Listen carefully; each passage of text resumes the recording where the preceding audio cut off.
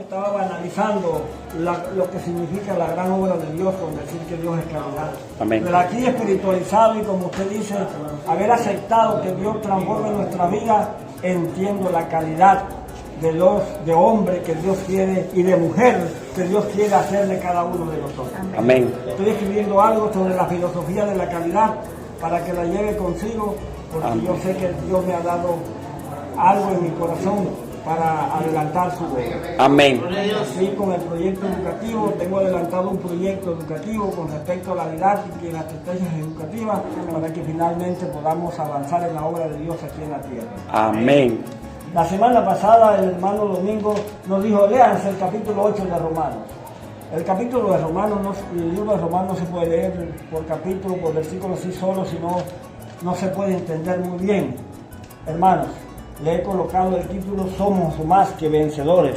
Lo saqué del capítulo 8:37 de Romanos.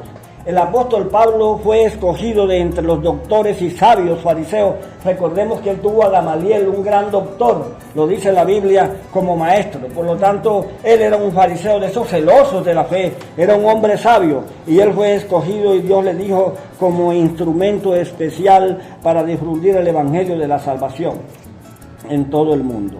En la carta a los romanos leemos que se dispuso visitar a todos los hermanos para anunciarles algún don y fortalecerse mutuamente en la fe.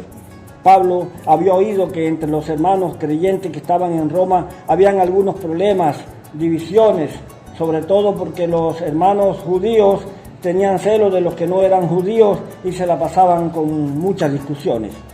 Recordemos que Pablo tenía una gran autoridad, se la había ganado.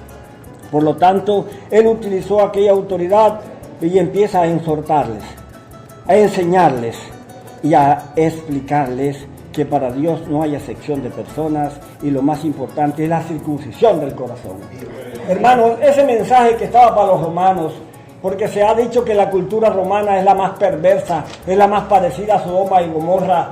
Ellos hacían de todo tipo de crueldades, de todo tipo de perversiones sexuales, los romanos. Se dice entonces que el mensaje que Pablo lleva para los romanos no solo era para ellos, sino para todo el mundo.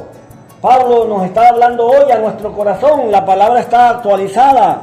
Pablo hace énfasis en unificar las creencias respecto a la gracia, a la fe y a la ley, y les aclara el camino que Dios tenía trazado para la salvación a través de su Hijo Jesucristo.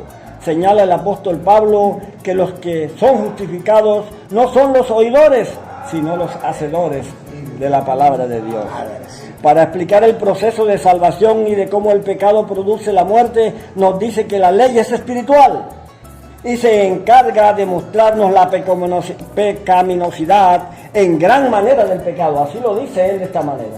Es decir, es un pecado. Cualquiera puede decir, no, mentiste, robaste, mira, hiciste tal cual cosa. No, eso no es nada, eso es una mentira blanca. No, pero ese pecado no es nada en comparación con asesinar, con hacer otras cosas. No, para Dios no hay esa diferencia de pecado.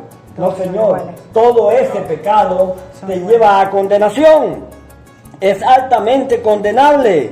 Dice entonces que esa pecaminosidad no agrada a Dios. Como el pecado produce la muerte, nos dice que la ley es espiritual y se encarga de mostrarnos la pecaminosidad en gran manera y de que humanamente, para nosotros los humanos, es imposible agradar a Dios. Hermanos, mire, estamos fritos, estamos desde el punto de vista carnal, estamos todos en las pailas del infierno, ¿verdad? Pero fíjense lo siguiente, porque el hombre carnal está preso del pecado, y él lo dice. Así que queriendo yo hacer, fíjese, Pablo, él se coloca como uno de los grandes y terribles pecadores, como si no estuviese convertido. Y dice, así que yo queriendo hacer el bien, hallo esta ley, que el mal está en mí. Porque según el hombre interior, me deleito en la ley de Dios, pero veo otra ley en mis miembros, que se revela contra la ley de mi mente y que me lleva cautivo a la ley del pecado que está en mis miembros. Oye, si lo vemos de esa manera, sabe, con razón, él dice, hermana, miserable de mí, miserable de mí. Hermano, yo me he puesto a pensar varias veces aquí en la manera como el pecado daña a la humanidad. Y yo digo, miserable de mí, de tal manera que he compartido con los hermanos, los presos, hermanos, indiferentemente si somos o no somos culpables o no, somos una escoria para la sociedad. Los presos, el ustedes estar aquí, ya están manchados. Prácticamente, para así decirlo. Miserable de mí, dice el apóstol, ¿quién me librará de este cuerpo de muerte? ¿Quién me librará? Dice, ¿quién me librará si estoy ya condenado? Dice, gracias doy a Dios por Jesucristo, Señor nuestro. Entonces, el capítulo 8 comienza con un título, Viviendo en el Espíritu. Es por eso, hermanos, que hay que entender la palabra de Dios desde el punto de vista espiritual. Si lo ponemos a leer literalmente, podemos leer la Biblia 10.000 veces y jamás vamos a entender ese mensaje.